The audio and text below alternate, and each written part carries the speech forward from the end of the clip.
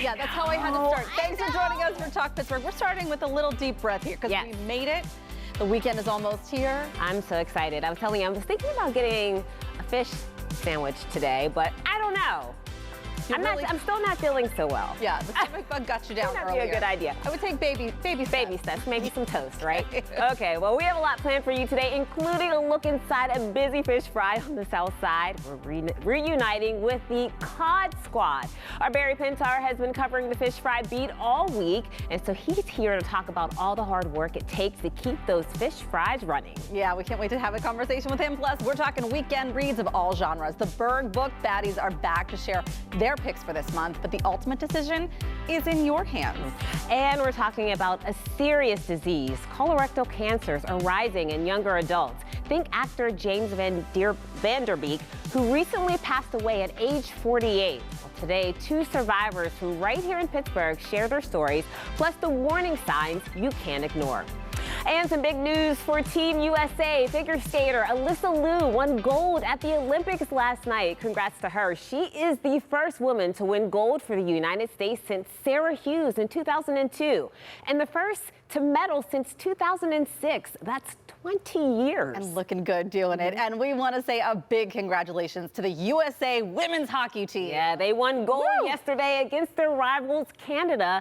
And boy, it was a nail biter. They won in overtime. So congrats to our local ladies and former Pens elite players, Ava McNaughton, Layla Edwards, Hannah Bilka, and Gwen Phillips. A round of applause, girls. ladies. Yeah. We just love to see it. And, you know, we talked to Ava, who's from right here in Butler County before she left for Milan. She told us the women's hockey team in the Vancouver Olympics inspired her to start playing hockey, and now she is a gold medalist. That is fantastic. Well, we have a gold medal winning show for you today. Here are your local headlines in under 90 seconds in today's Bird's Eye View. In Elwood City, a family has been without water for a week. They say it's because of frozen pipes, and they say this warm-up really hasn't made a dent. I'm choking back tears talking about it. Other neighbors have faced the same issue, with one man telling us he was without water for 2 weeks. After calls with Pennsylvania American Water and attention from State Representative Aaron Bernstein, crews came and dug up pipes. Some of her neighbors' water is back on, but at her house, at some faucets, all she can get is a trickle, if she gets anything at all. The Pittsburgh Zoo and Aquarium will be closed for a few days next week. The zoo will be closed starting Monday through Wednesday, so crews can do some concrete work. The zoo will reopen on Thursday. He pitched a simulated game today and has one more to go before pitching for the U.S. in March, and Skeens thinks there is a lot to learn from these sessions. Yeah, I mean, that stuff is so valuable. Because after each, inning, I'm coming back in, and Marcel and Cruzy and Brian are all saying, hey, this was good, this was bad, it's what they're seeing. All right, I still look forward to Pirates games. It's the hot dogs for me. Is that what it is? Yeah, and the team. A beer and a hot dog. Yeah. I'm in.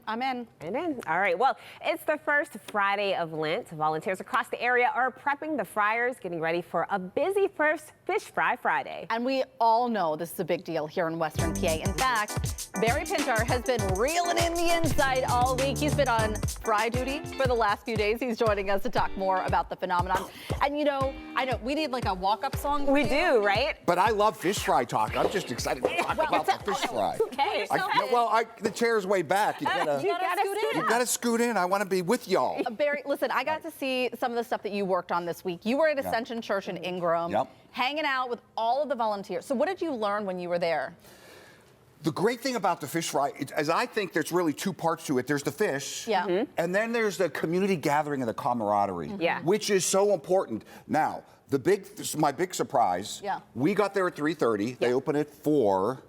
The line wrapped around the church. I couldn't believe it. This was Wednesday, so this was Ash Wednesday, right? This was for Ash Wednesday. So, there we go. And that's us in the back taking a look at what they got. They got I'm pointing to the baked cod that they serve for the fish dinner, and this is Barb with the crab cakes. Oh, I don't know if you saw that. We had fun with her. Oh, yeah. I'm teasing her there. I'm saying, and these are the frozen crab cakes. She goes, they are not frozen. We make them from scratch. She really and you know, so that's part of the.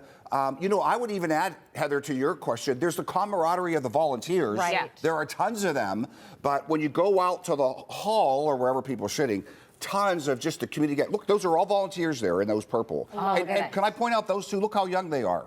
It was nice to see that community involvement from young people. It's like a family affair. Yes, and the fish fry, what I learned right there from this year, it's going nowhere. Yeah. It's really growing. Which is terrific. It's a universal thing. Not just Pittsburgh or southwestern Pennsylvania, Wisconsin, Chicago. You know, basically the Catholic immigrants brought it here decades ago, and it's alive and well and growing, which is so cool because a lot of traditions just kind of fall by the wayside. This is well, thank goodness it's not going anywhere. Pittsburghers would be really upset if it did. I know. But you also visited one of the largest distributors in the area and found some really fascinating things. Yeah, you know, a lot of people will say every year the fish prices are going higher and higher, more expensive and more expensive. So I asked these guys, I'm like, are these churches just trying to, or VFWs, we want to make sure, we're talking about volunteer fire companies, moose lodges, many people do fundraisers this time of year. And I said, are these people just charging more or are you paying more and they're costing along? They said, there is no question we're paying more. Yeah. You know, I didn't realize before I got there, the fish that we are eating here in Pittsburgh at our fish fries are coming from places like Iceland, the Arctic, Greenland, and I said, so why are the prices going up? And this guy right there that we're seeing, he actually pointed to the Russia-Ukrainian war. Get out. Wow. Yeah, because you know, so much is supply and demand, and I'm guessing, you know, they just can't go fishing as freely as they once did. want to, So, but all of those shelves, as far as, look at that. That's all fish. Oh, wow. Isn't that crazy? That's as far as the eye can see. Mikey, listen to this. So I'm talking to Barry yesterday in the newsroom. I'm like, give it to me. Give me all the fish facts you got. Give it to me. And he says, guess when the first fish fry was, and tell them. This is so cool. I had no idea. The first Pittsburgh fish fry. Yes, the first Pittsburgh one. I can give you as much as you want, but the first Pittsburgh fish fry, 1860s. 1860s. St. Nicholas Church in Millvale. Yep. They actually did it for the two reasons we said. They didn't do it just for a fundraiser. They wanted an excuse to bring people together during Lent. This is a Catholic tradition that started in the 2nd century A.D. Wow. Back then, you couldn't eat fish any Friday of the year. In 1966, it was changed to only Lent Fridays. Yeah. So, again, these churches to this day, even the very first one, Heather, your question, St. Nicholas Church in Millvale, let's bring people together and have a way that you don't have to eat warm meat. I love how you're a fish fry historian at this point. Fish fry historian. But I asked you this question a little bit earlier, like for people who are going out, like how do they pick a fish fry? Like who has the best fish? And I said to you, I love that question because here's why. There is no answer to that. Yeah. You know, like I told you, I talked to my mother yesterday I said, hey, there's this really big fish. I don't like that fish fry. I don't like their fish. I want to go to. Right. So much of it is taste, the kind of fish you like. Typically, it's cod, haddock, or pollock. And it's the kind of fish they do. Do they bread it? Do they bake it? How do they put it together? So it would be like saying, what's the best restaurant in Pittsburgh? There really is no answer. That's hard. Fish fries the same way. Yeah. You just got to find the one that gets in the groove. Okay, so we're going to help you out here because we have to show you this. In addition to the fish fry guide list on kdka.com, there's also a link to an interactive map. Our producer, Brittany, pulled this up. You can scroll through the list, like on the side, you can see everything listed there, but you can also put in filters like open for lunch, takeout available, or you could search individually by neighborhood. So this is great. So like, I mean, honestly, in some, you could homemade pierogies. Yeah. I love this map. This is a great Isn't map. that? It's such a good tool. Serious business here. So listen to this. I used this on Wednesday. They're like, we want to beat you live. So I could go into the filter and say, who's serving as a fish fry on Wednesday? But look, who has pierogies? Who has haluski? You could do all of it. I want to go to a church. I want to go to a VFW. That's a great tool. It's really fun. Yeah. Really and a lot to check out. Yep. Sure is. All right, well, and the mayor of Pittsburgh, he is getting in on the fun. He posted this to Instagram earlier this week. Take a look. With that, I will now open it up to questions. Mayor, what is the best side? Best side, so I like mac and cheese, I believe is the best side at our fish fries. Mayor, best fish. Cod, I go cod all the time. Can you commit to dine in or take out? Usually it is dine in, especially the lunch rush. But in the evenings, it's probably a pickup because we try to go to so many, but dining in is the full fish fry experience. He said we try to go to so many. A full press conference on fish fries. We take it seriously. We do. What is your favorite side? Well, I would go mac and cheese. Coleslaw. But I was going to say coleslaw. Yes, very coleslaw. Gotta have halushki though. I know. Yeah, that's good. I'm too. not. Ooh, Are you breaded or How about all of it? beer We want batter? all of it. Oh, we want right? all of it. I'm breaded. For Oh, sure. are you breaded? Yeah, breaded. Yeah. So you like the fish sandwich? Yep. So how big are fries in Western PA? Well, Talk Pittsburgh, you may remember, and PTL had a bracket challenge last year. We were getting down to the nitty gritty. Who is the best fish fry? You picked one. The viewers picked. Okay. The top spot. This is when Boaz visited Mount St. Peter Roman Catholic Church in New Kensington, beard net and all. How can we forget that? Ultimately, Holy Trinity Serbian Orthodox Church took home the fishy finale. And there will be a new category for this year's crossover bracket. Details are coming soon. We can tell you, though, that Holy Trinity Serbian Orthodox Church has been manning the fryer all day. In fact, our Talk Pittsburgh camera is there on the south side as the season kicks off. They call themselves, you're going to love this, Barry, the Cod Squad. I love it. I love the church lady. Welcome. Well, here's Doreen. We also have the co-chair and member of the Cod Squad there. And it was so fun talking with you during PTL. How are things going there today? Well, we've been very busy, and we really appreciate the news coverage we're getting, because just with any fish fry, whether it be a church, a fire hall, whatever, this is one of the major fundraisers. So this kind of activity, this kind of publicity is really, really a boon to us, and we appreciate it. Oh, that's good. So what do you think are going to be your top sellers today? Today, well, we always have our cod. We use cod. That would be the cod sandwich there, and that's the pierogies. One of the sides that we have that might be a little different, you guys should try, you were talking about sides. We make our coleslaw, it's a vinaigrette coleslaw, that's the Serbian way, and that's a big hit. So I would say our pierogies and our halushki are the big sellers. Ooh, the fish sandwich, the biggest seller. Sign me up. The biggest dessert seller, wait a minute, the biggest dessert seller are the homemade apple strudels. Ooh, yes. wow. And Doreen did tell us, thank you It's so like much, Doreen. Thanks for letting us in. That was great. I forgot pierogies. Sure. Thank you. Doreen also told us April 3rd, all the volunteers are getting together for a bake sale. So all of the things that they want to come together, you want to take something home with you, they're doing a big bake sale to wrap things up April 3rd. Perfect. So awesome stuff. Thanks for joining us. My pleasure as always. Fun. My pleasure. Still to come on Talk Pittsburgh, you might find yourself checking out a new neighborhood this fish fry season. And with these warmer temps, we want to know, what's your favorite one to walk through? Your answers are coming up ahead.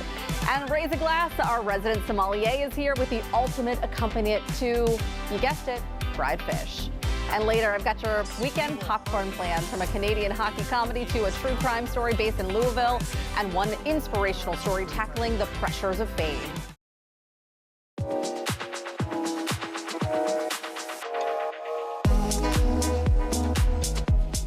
There's nothing like fine wine and fried fish. Oh, we hear that so often, don't we? No.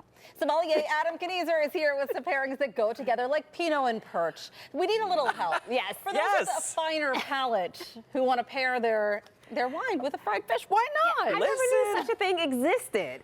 Look, this is a Lenten Fish Friday here in Pittsburgh, and this is the most wonderful of Fridays. And some of them do offer alcohol, as we've seen on the maps that show things, but sometimes you might want to take it to go, and sometimes it might be a little BYO. Yeah. Yes. You rhymed there. Class it up a little bit. Yes, absolutely. And we Slovaks are part of this Eastern European Catholic tradition, but we're going to Spain, actually, for the wine that we have in question today. And we are going to the Basque country in the very north, spanning from the French side of the Pyrenees over into the Spanish side. Your brain. I tell you what, the amount of knowledge you can retain up there about this stuff is amazing. And think about how much I've killed off in that time. No, but this is a wine called Chacoli, not chocolat, but Chacoli. Yeah. And Chacoli comes to us, like I said, from the Basque region in Spain. And so this is a very green part of Spain. It's not the warmest place. There's a lot of rain, and so they actually grow things in a really interesting way. They basically create pergolas and trellis type vineyards that way, so that you create lots of airflow so that the moisture doesn't rot out these grapes, which are known by the name of Onderabi Zuri. Yes. So what makes this a good fish fry wine? Why is it good fish fry? So you think of fish fries, you think your fried cod, your baked cod, your halushki, your pierogi. You want something that's going to be light, bright, crisp, and refreshing.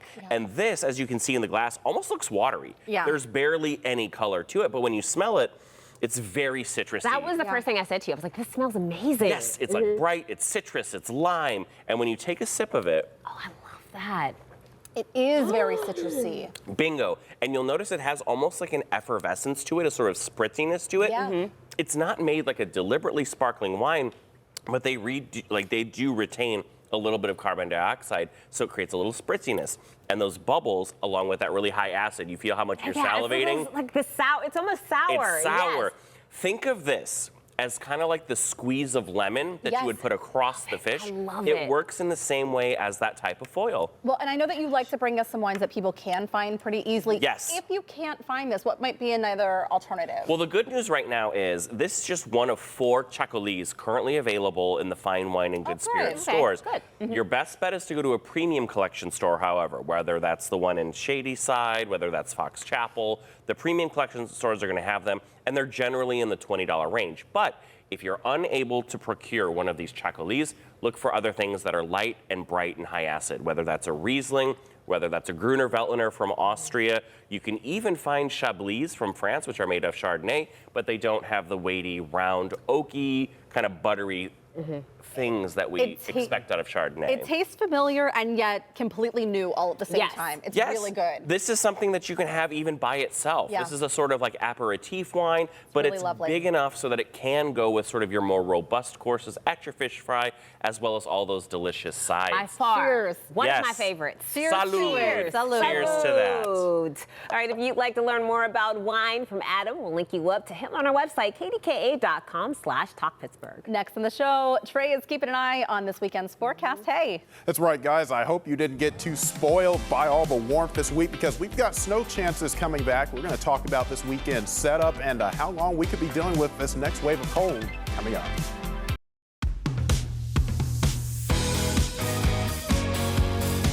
All right, Trey, we knew we were spoiled. Yeah, absolutely. I mean, the temperatures, they've been rather warm. We've had a little bit of rain, but things are probably going to change this weekend, right? Oh, yeah, we are definitely headed back to a typical February-like weather. Now, if I had a pick day of a weekend, I'd pick Saturday. Okay, good. Yeah. It's not going to be all bad. But let's talk about the snow, because that I think is the big question, is how much are we getting on Sunday, is it right? Sunday, yeah. Sunday would be the day we would pick up some light snow accumulations across our area. And I want to walk through how this system is going to evolve over the next couple of days. Notice we have a weak area of low pressure coming in from the north and west. That'll carry a chance for some snow showers on Sunday. Now, there's been a lot of hype on social media about a big snowstorm system. That is going to likely hug closer to the East Coast because you see that next area of low pressure working its way up via I-95 corridor and just off the Atlantic seaboard. That's where the heavy snow is going to be. But we're still looking at around 1 to 3 inches for a good part of our area. And it looked like, just seeing into Monday, is that a separate system or is that part of that whole thing? That's still part of that whole thing, just some lake effects activity coming off the lakes. Okay, well, it was nice while it lasted. Yeah. So, thanks, Trey. Yeah. It'll be back. Trey, thanks so much. Well, did you take advantage of the warmer temps this week? Maybe you walked around the neighborhood, get to remember what grass looked like. Grass. Nice. Yeah, that was the inspiration behind our Talk Pittsburgh question of the week. And so this week we asked, what's your favorite Pittsburgh neighborhood to walk through and why? I got to tell you, it's my neighborhood right now. I knew you were going to say that. I do. I love it. We have not taken advantage of the Montour Trail yet, but we're so close, and I really want to do that this spring and summer. Oh, I love the Montour Trail. Yeah, really nice. It's so long. All right. It's so long. All right. Jean says Dormont Borough and Mount Lebanon. Tons of fun things to do and see, and 2 great places to walk. I love when you can either do sidewalk walking and like really get nebby into your neighborhood, or like look in people's windows. Oh no, you just you look at a house, you see what they've done with their landscaping. It's just nice. You get some ideas. Stan says Forbes Avenue and Squirrel Hill for the food and the shopping. I so agree. I mean, I pretty much grew up in Squirrel Hill, so if there's Rita's Italian Ice, you know, little window shopping, everything. H. McIntosh says Squirrel Hill too. The beautiful homes and diverse dining and shopping experience, parks and scenery too. They also love the North Shore. He also loves the North Shore, especially the riverfront. He says it's beautiful, walkable, lots to see and do, and of course, Mr. Rogers. Gotta love it. Yes. Dr. Jessica Lanny, who we adore. The Allegheny Cemetery is a very tranquil and beautiful place to walk, especially in spring. It also makes for an easy way to get between Bloomfield and Lawrenceville. I did not realize until I covered a parade many years ago how large that cemetery is, and it is very tranquil, and I think it can bring you back to center. It's very humbling to be there as well. Right, it is. All right, and Christina Jeter, Southside, the Goodwill, Salvation Army, Tot Shops, and more. That is a good Goodwill. There on the south side. Oh my God. It's pretty big. I tell you what, I've been hitting up the one in McMurray, Peters Township. I love it. Yeah. I love it. You got to come down that way. Love that. Joey Bag of Donuts says Lawrenceville because it's fun to see all the different businesses. That is where we recently visited Passionate Pages. Yes. Great new place there, but they have great coffee shops and bookstores and restaurants. And Pusity Garden. And Pusity Garden, yes. All right. So much great stuff. Penny Love says Brentwood, lots of activities, 4th of July parade, lots of hills to run. Wow, look at you, Penny. Very good neighborhood. She's running up hills. I know. You see that? Well, they do have a lot of them there. They have that small town feel in Brentwood. It's really beautiful. Well, we want to thank you all for submitting your picks for our question of the week this week, and still to come on the show. Sit back and relax this weekend. You earned it. I've got the ultimate list of what's new in streaming and in theaters. That's coming up next.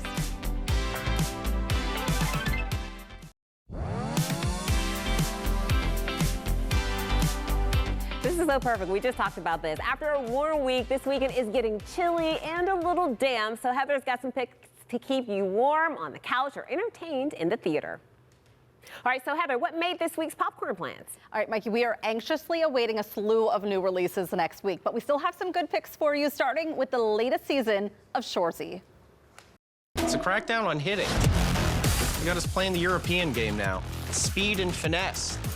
The North American game was about size and grit. A massive part of the success of Canada and U.S. hockey in the international stage has been the hitting, the physicality, the guarantee that if you play us, we will hurt you. The North American game is dying. Or is it?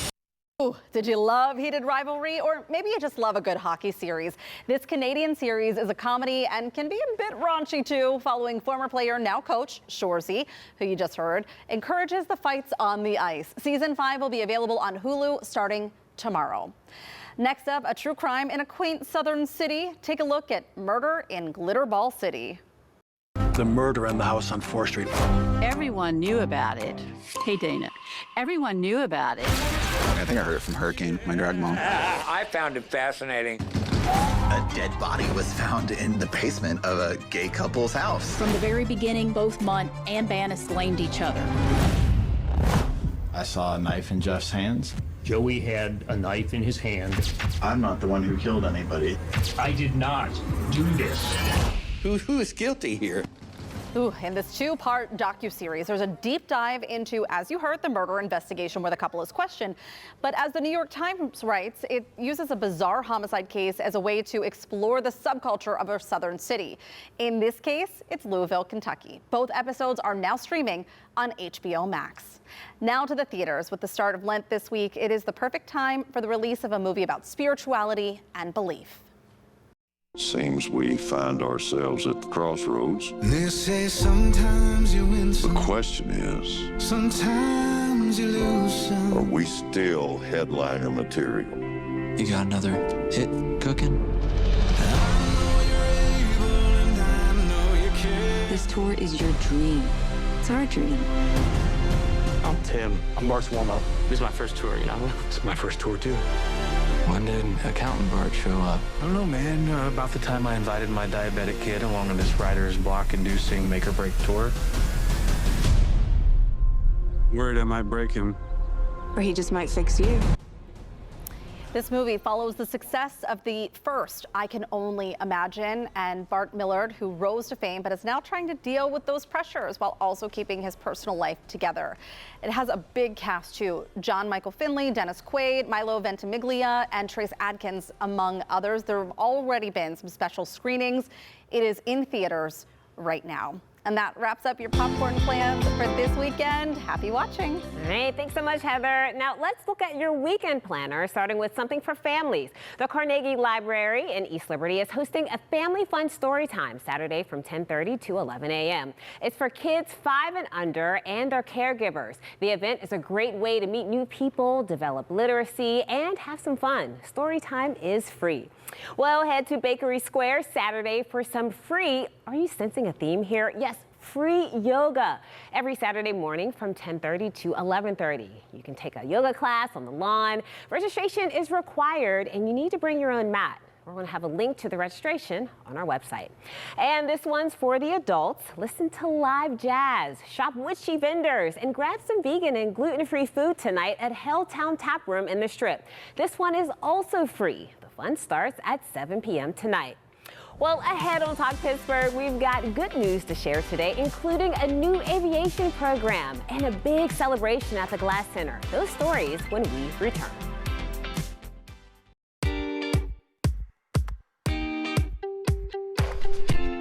Welcome back to Talk Pittsburgh. Thank you for spending your afternoon with us. Ahead this half hour, colorectal cancer is now one of the fastest growing cancers among young adults. We're talking with 2 survivors who refused to be victims, plus what every family should know. And your 4 choices for a book of the month.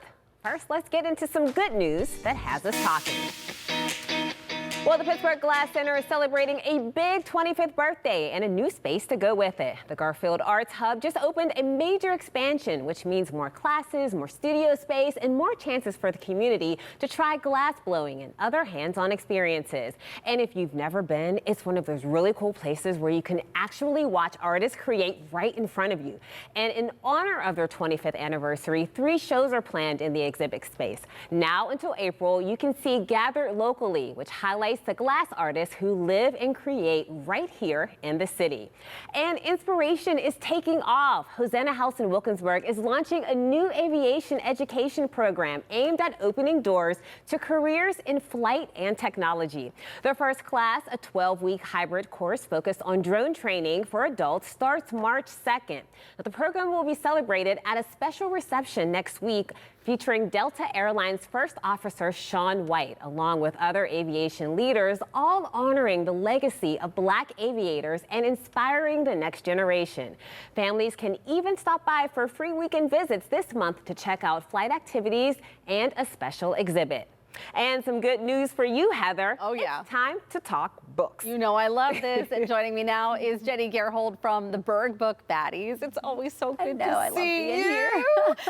Okay, so let's talk about last night's meetup. What book ultimately won last month? It was the Thursday Murder Club, and we always meet on Thursdays. Yeah, Thursday so it was nights. perfect. It was perfect. And we were at Gordo's in Mount Washington. We had the upstairs all to ourselves. There was probably like 30-ish of us. Yeah, they had drinks and food, and it was a blast. And always is. So walk us through like what these meetups look like if somebody's a little intimidated by coming to something like this. Oh yeah, so we have a group of girls that will just greet you and help you sit with somebody if you're new. I know it's hard as an adult to like make new friends. Make new friends. I know, why is some it people so hard are as adults to make like new we friends? just are like introverted anymore. Yeah. It's like crazy, but you know, we're there to help you and sit you with someone and just have some fun. So you shouldn't be intimidated. You know, we're always there to help out. So. Oh gosh, and they do have good chips and dip. So I see you eating some chips amazing. and dip. Let's get into this month's book picks. And this is something that people can weigh in on. And we are going to start with book 1, The Wedding Vow. Tell us about this one. So this is going to be our suspense, a little bit of infidelity. So after her husband, Lyndon, is murdered, Verity discovers he had an affair. As she investigates the other woman's identity, she uncovers dangerous secrets that could make her the next victim. We love a good page turner. It sounds like that is it. I love a good cover. I just can't help that. Oh, after coming off of a murder mystery, do you think this will be another one? Then number 2, The Girl in Lily's Room. Okay, so this name, I feel like we have so many names of like movies and shows and books that have this, A Girl in a Room. Yes. So automatically I'm intrigued. So this is going to be our thriller, which we know the baddies love a thriller. This is going to be a slow burn thriller about grief, obsession, and how far someone might go to rewrite their past. Told through the eyes of a mother haunted by loss, this story pulls you deep into a tense game of trust and manipulation. It sounds like some people will like this. I don't like to get pulled down into that deep, dark place. Do you? I don't know why. It's like I'm living in a different world for a little bit. Yeah. So you're okay with that? But sometimes I can get a little scared. And you like it? Like I'm in bed and I'm like, oh my God, I'm reading a book and I'm like, I got to get out of here. Like the panic. It's fight or flight is happening immediately. Yes. Book number 3, a lot to unpack. Okay, so this is going to be our rom-com, so a little bit lighter coming off that thriller. Liberty works at her dating app that ruined her love life. Now she must travel with her charming boss on a secret mission. She's fighting her growing attraction while trying to steal a contract. And let me just guess, they ultimately fall in love and everything works out. You know, the same song and dance that we love. But we do love it. Yeah, like, Keep on reading it. We just love it. Keep on flipping those pages. Our last book to choose from, Pineapple Street. Yeah, so this one's just about womanhood. So perfect for the baddies because we are all, you know, a whole different range of ages here. So 3 women in a wealthy Brooklyn family navigate love, class, and identity. Darlie sacrifices wealth for motherhood. Sasha marries into money. And Georgiana faces a forbidden romance. Love this. And what else? I know that in addition to this, you also read some other stuff. Is there anything that you've read so far this year that you're just loving? You know what?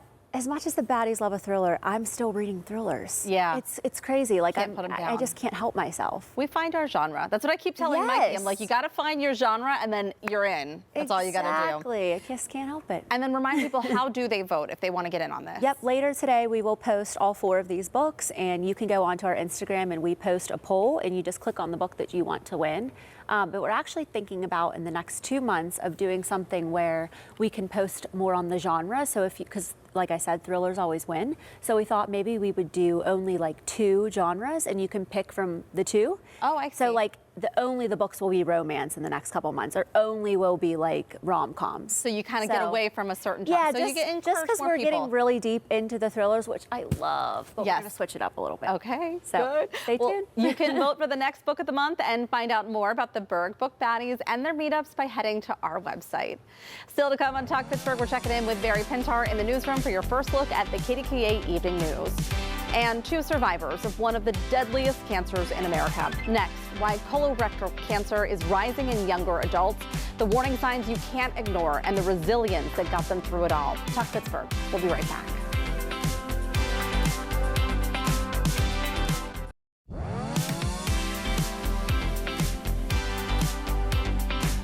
Colorectal cancers are on the rise in younger and younger and healthier people. That's one of the reasons I want to talk about it, and the reason I'm talking about it so openly. Number one, I really did want to tell my story. I've been dealing with this pretty much in secret for a while, and in the past, I've found it actually really helpful and cathartic to share things publicly because I found a lot of support, and so yeah, I really did want to tell my story, but almost more than that, I really wanted to raise awareness. Boy, seems surreal. Last week, actor James Van Der Beek died at age 48 after battling stage 3 colorectal cancer. And as we near the beginning of Colorectal Cancer Awareness Month, we want to share this part of his story and the stories of our survivors right here at home. Colorectal cancer is the 3rd most common cancer and is the 2nd leading cause of cancer-related deaths worldwide. Researchers say diagnoses in young adults have been rising for more than 2 decades. That's according to the World Health Organization. And joining us now are 2 survivors who lived this reality long before it made national headlines. Yeah, we want to welcome Danelle Saransky and Matt Bricker, who were both diagnosed at a young age. We also have Joanne Boyd, the program director of community-based cancer prevention at UPMC, with us as well. Thank you all for joining us for this very important conversation. Thank you for having us. Danelle, I wanted to start with you. You were diagnosed at just 19 years old. So when we say young, we mean young. Yes. Walk us through what that looked like for you. Sure. So I feel as if I had some type of symptoms starting to occur at 17. And it wasn't until I got the actual diagnosis that I kind of put everything together. But it started out with the constipation, diarrhea, constant fatigue, indigestion, blood in my stool, and it just got to the point where I'm only 19 years old and I should not be feeling like this. Yeah, so I was misdiagnosed several times with internal hemorrhoids, but it wasn't until I absolutely couldn't go to the bathroom anymore. And I went to the doctor with a list of symptoms and demanded to have further testing. And they did. So they scheduled me a colonoscopy, and they couldn't even insert the camera. So I had to get further testing, but everything started making sense once they realized my dad also had colorectal cancer at 40 as well. So something hereditary. Yeah. And Matt, you discovered this while you were playing hockey. And at what age? I was 29. And what happened was, so I knew my body pretty well, where I thought I was a pretty decent hockey player, but it took about 15, 20 seconds where I was out of breath. And I kept going back to the bench where I'm like, why am I out of breath? And then the nail in the coffin was whenever I was carrying Christmas decorations up the steps, and I had to sit down because I was lightheaded. And my wife and I laugh about it all the time, where it's like, oh, you're just trying to get out of decorate for Christmas decorations, right? So, but that was like the ability for me to actually go to the doctor and view actually what was going on with my body. And I had half the amount of blood in my system, so my hemoglobin level was at a 7 at that time. Yeah. So I had no like oxygen in my body, so I was out of breath, and it was a way for me to go in and find out what happened. They kept asking me, how'd you lose all this blood? And then over time, very similar to Danelle, I had a lot of symptoms prior to that, very similar to what she had mentioned, and it just kind of materialized and got to that point. And I was able to get that diagnosis and get the colonoscopy done. You know, Joanne, there obviously are different symptoms. We're going to see some of the same recurring symptoms for people, but it sounds like they could also be confused for other things and may lead to a longer wait time between when you first see symptoms and getting a diagnosis. That's very true, and I think because of the younger age, they're not of the screening age, so they're not thinking at all about screening for colorectal cancer. But when you start putting that all together, that's why it's so important to know your family history. Do you have a genetic predisposition to it? Do you have a history of colon cancer in your family? And when you put those things together, that makes you more at risk for colorectal cancer. Also looking at your lifestyle behavior. Are you eating a lot of processed red meats? And so when you're starting to put the different things together, it tends to then point to a different kind of pattern for you. Okay. Yeah. And I guess the question is, why is this happening at such a young age? I mean, I can imagine the shock that anyone would feel if they were diagnosed with this, but especially these two who are so young. Yeah, and they don't really have the exact answer, but research does point to genetic and family history of it. The fact that people of that young age aren't thinking at all about cancer or screening for cancer. So when you start looking at genetic history, that's why it is so important to have an idea of what's going on in your family. Do you have that history of cancer? I want to talk with you two specifically about, you know, that wait in between. You know something's wrong and you're trying to get that answer.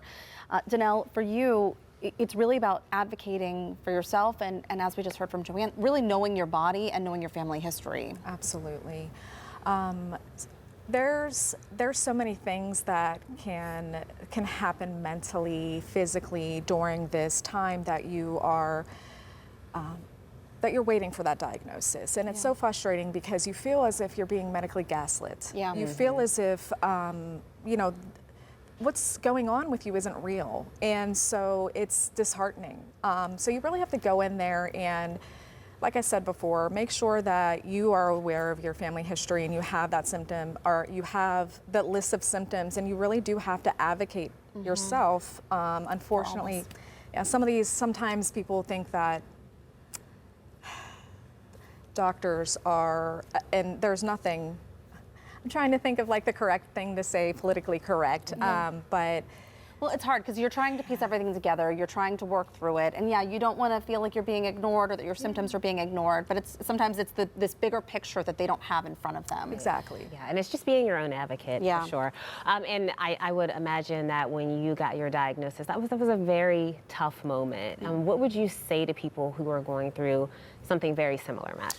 Yeah, I like to call my 1A and 1B. My 1A is my Lord and Savior Jesus Christ, and my 1B, which is my wife, who is my caregiver. I highly recommend everybody doing that and have the ability to have somebody to field those phone calls and be able to tell all your loved ones as to what's going on, because repetitive, discussions about as to what happened, the diagnosis, they're going to have a lot of questions. Those are people that love you. by having that, that person to kind of defer those discussions with those loved ones, and also have the ability to, I was very fortunate to have a website through UPMC. It was almost kind of like a Facebook where people can go online and see what's going on for those, those ancillary family members and things like that, to get an idea of what's going on, so you don't have to worry about repeating the story over and over again, because that does wear on your mental health. Joanne, what can people learn from all of this? I mean, what do you do in your office to try and help people stay on the healthy side? Sure. So, we meet people where they are in the community. Our office focuses a lot on community education, learning about what are some of the things that you can do to lower your risk of getting cancer. Then what are some of the screening tests that are appropriate for you at your age? We also work to navigate people to those screenings. We work with a lot of community organizations. We work with a lot of clinics. We also provide some of the home test kits that can test for colorectal cancer screening. So we try to provide those types of services in the community to help bring awareness. But advocacy for yourself is really, really key. They really brought that home, and that's truly, truly important, because doctors can be great, but you know your body best. Absolutely. Thank you all so much. Yes, amazing. All right, well, we're going to link you up to more information, including how to navigate cancer screenings at kdka.com/talkpittsburgh. Well, still to come on the show, KDKA's Barry Pintar standing by in the newsroom with the stories you don't want to miss tonight on the KDKA Evening News.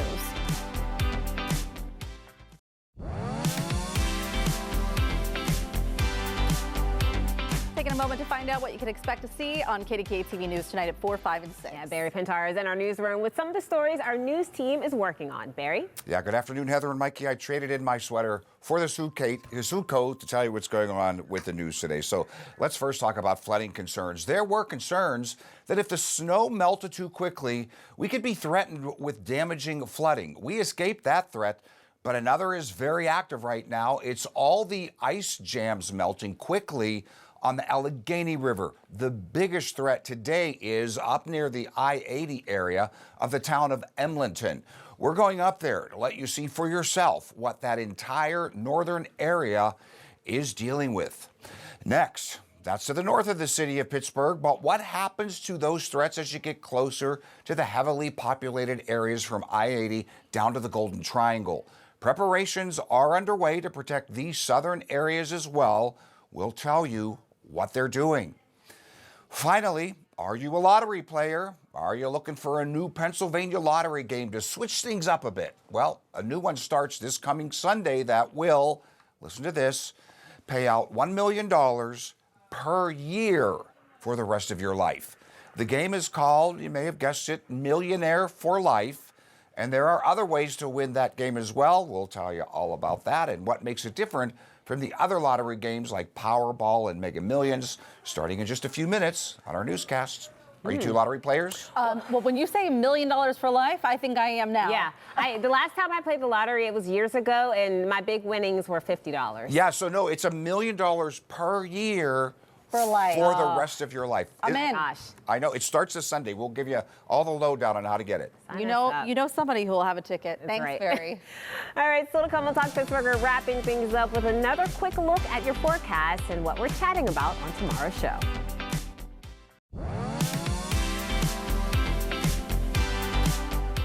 Well, the best day out of your weekend is likely going to be Saturday with a high of 45 degrees, partly cloudy skies. Snow showers will return on Sunday, a high of 34 degrees, and we are expecting around 1 to 3 inches of accumulation for most of our counties. It's likely the higher accumulation is going to be in the Laurel Highlands and points east as that storm system gains a little bit more strength headed to the East Coast, but overall a low to medium impact type system. Honestly, doable after the storm in January. Oh, yeah. We'll be okay. Agreed. Thanks, Trey. Well, coming up Monday on Talk Pittsburgh, as you know, Mondays are already tough enough, so let's at least make dinner a little easier. I'm cooking up a viral recipe that uses frozen pot stickers for a quick but tasty weeknight meal in our latest home suite. Heather, Mikey, I have to tell you, this one was a hit, at least for me. I loved everything about this. You are too. That looks so good. So excited about that. And Wemma has shaped culture in Pittsburgh for a generation, and a new documentary is preserving that legacy for the screen. Tune in Monday for a look behind the scenes with a former radio personality and find out how you can catch a special screening of the film. Looking forward to that. I can't wait so for much it. history. And Pittsburgh Today Live's Diner Week starts Monday every morning at 9. The PTL team is heading to a new diner we cannot wait for this week. KDKA TV News at 4 starts right now. Thanks for being with us.